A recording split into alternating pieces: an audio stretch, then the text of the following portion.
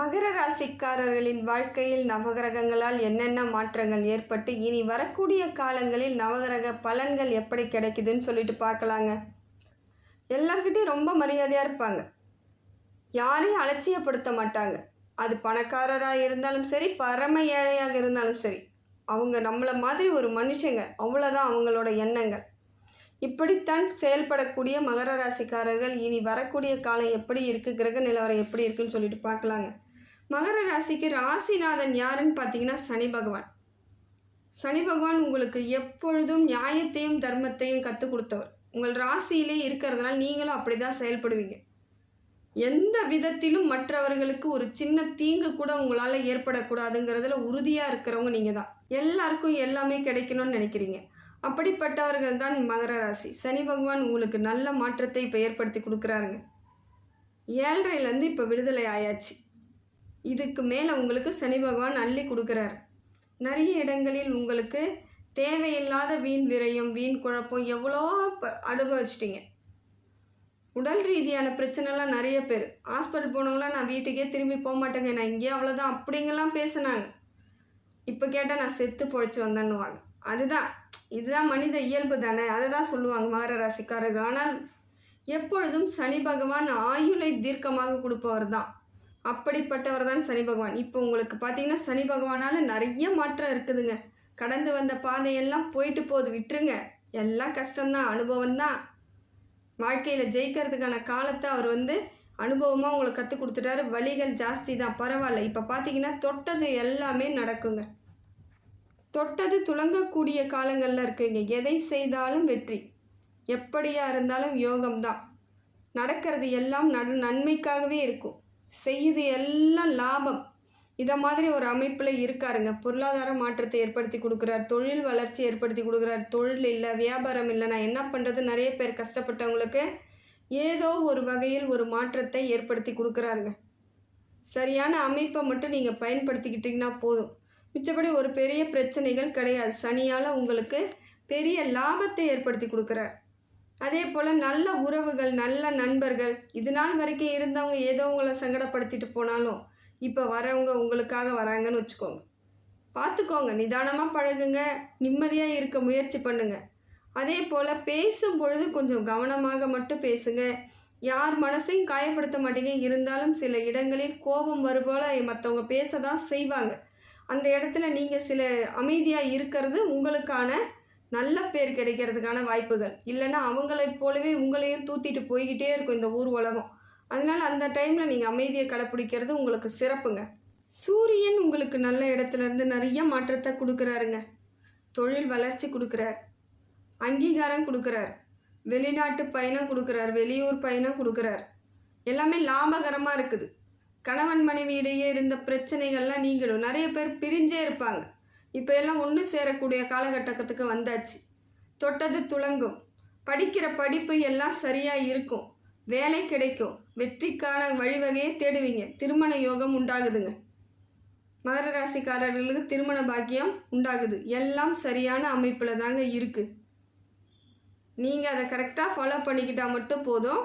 கண்டிப்பாக வேறு எந்த பிரச்சனையும் கிடையாது. குரு பகவான் உங்களுக்கு நல்ல மாறுதலை கொடுக்குறார், ஆலோசனை கொடுக்குறார், சொந்த பந்தத்தை கொடுக்குறார், தீர்க்காயுசை கொடுக்குறார், தீர்க்கமாக இருக்க சொல்கிறாரு. இதையெல்லாம் குரு பகவான் உங்களுக்கு அள்ளி கொடுக்குறாரு. இந்த காலகட்டத்தை சரியாக பயன்படுத்திக்கோங்க. அடுத்தது பார்த்தீங்கன்னா புதன் பகவானும் நல்ல இடத்துலேருந்து நிறைய மாற்றத்தை கொடுக்குறாருங்க. புத்திசாலியாக இருப்பீங்க. இந்த நாள் வரைக்கும் ஏதோ கேப்பார் பேச்சை கேட்டுக்கிட்டு என்னவோ போல் ஒரு வாழ்க்கையை நடத்தினாலும் இப்போ உங்களுக்கான வாழ்க்கை எது, நீங்கள் யாருன்ற அளவுக்கு உணரக்கூடிய இடத்துக்கு வருவீங்க. புத்திசாலித்தனத்தை ஏற்படுத்தி கொடுக்குறாரு. தெளிவாக முடிவு பண்ணுவீங்க. முடிவு தெளிவாக எடுக்க தெரிஞ்சவங்க தாங்க கூடிய விரைவில் வெற்றி பெற போகிறாங்கன்னு அர்த்தம். இப்போ தெளிவான முடிவுக்கு வருவீங்க. எல்லாம் சரியான அமைப்பில் தான் இருக்குது. நியாயமாக இருப்பீங்க. அதே போல் செவ்வாய் உங்களுக்கு சரியில்லாத இடத்துல இருக்காருங்க. செவ்வாயால் என்ன பிரச்சனைன்னு பார்த்தீங்கன்னா வண்டி வாகனங்களில் செல்லும் பொழுது ஜாக்கிரதையாக போகணும். பேப்பர்ஸ்லாம் கரெக்டாக இருக்கா, ஹெல்மெட்லாம் கரெக்டாக இருக்கா, பிரேக் இருக்கா, எல்லாத்தையும் பார்த்துக்கிட்டு போங்க. தேவையில்லாமல் எதுக்கு போயிட்டு வீணாக ஏதாவது ஒன்றுனா யார் கஷ்டப்படுறது. தேவையில்லாததை மட்டும் பண்ணாதீங்க. அதே போல் ரத்த பந்த உறவுகள்கிட்டலாம் என்னென்னு போயிடுங்க. சில சமயம் பிரச்சனை வந்தாலும் அதை சரி பண்ணுறதுக்கு முயற்சி பண்ணுங்கள். நீங்களும் கூட சேர்ந்து அங்கே பிரச்சனை ஏற்படுத்தாமல் இருக்கிறது ரொம்ப நல்லதுங்க. அடுத்தது பார்த்தீங்கன்னா சுக்கிரன் உங்களுக்கு திடீர் பொருளாதார வரவையும் கொடுக்குறாரு, திடீர் தேஜஸையும் கொடுக்குறாரு. ஏதோ பார்த்தா ஒன்றுமே உடம்பு முடியாத மாதிரி இருந்திருப்பீங்க இப்போல்லாம். இப்போ பார்த்தா திடீர்னு ஒரு பர்சனாலிட்டியாக தெரிவிங்க மற்றவங்க கண்ணுக்கு. இது இயற்கையாக ஒரு நடக்கக்கூடிய ஒரு அமைப்பில் இருக்க சுக்கிர பகவான் உங்களுக்கு திடீர் பொருளாதார வரவு கொடுக்குறாருங்க. விரயமில்லாத பொருளாதாரம். இது ஒரு சிறப்பான பலன்தான்.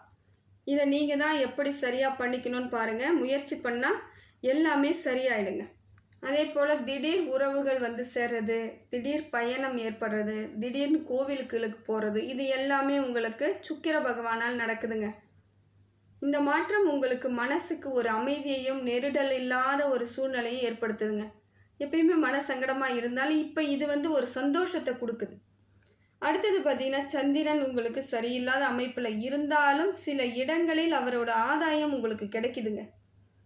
மன சங்கடங்கள் அப்பப்போ வரும் தான், ஆனால் பழைய நினைப்பும் வரும். அந்த நினைப்பு வரும்பொழுது தான் நீங்கள் இப்போ யாருன்னு அப்பப்போ உணரவும் செய்வீங்க. இல்லைனா மறுபடியும் நீங்கள் எடுத்து எல்லாருக்கும் தான தர்மம் கொடுக்கறதுக்கு ரெடியாக தான் இருப்பீங்க. உடனே பழைய ஞாபகத்தை ஏதோ ஒரு விதத்தில் யாரோ உங்களுக்கு ஞாபகப்படுத்திட்டு தான் இருப்பாங்க. அப்போ தான் அந்த கரெக்டான அமைப்புக்கு நீங்கள் வருவீங்க.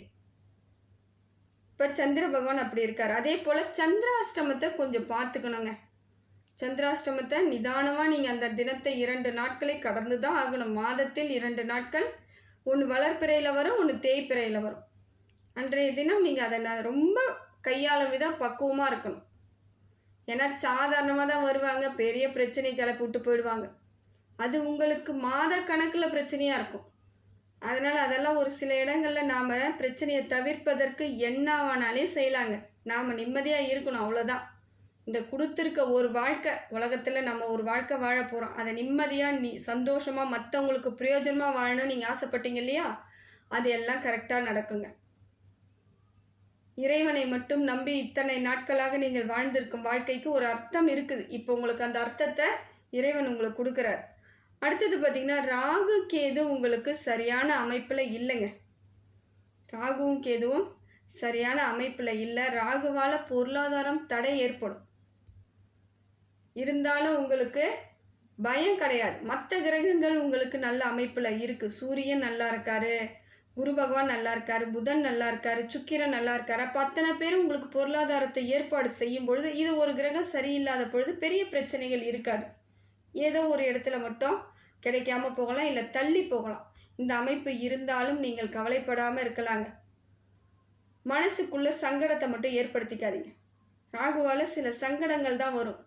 டக்குன்னு நினச்சா பார்க்க மாட்டேங்க, திடீர்னு பார்த்தா கோவம் வரும் உங்களுக்கு.